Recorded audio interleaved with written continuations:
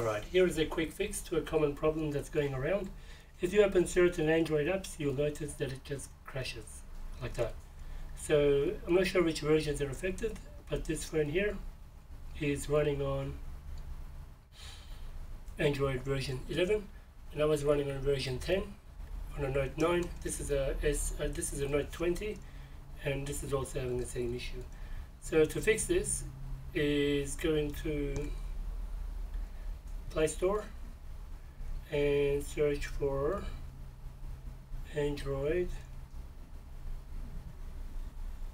System WebView update.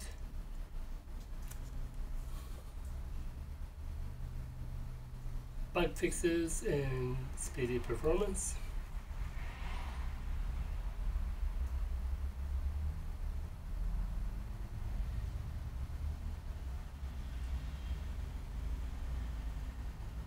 Okay, that's done.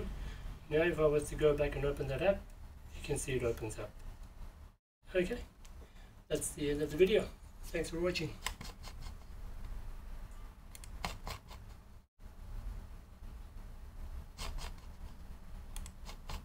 Thanks for watching. Please subscribe to support this channel.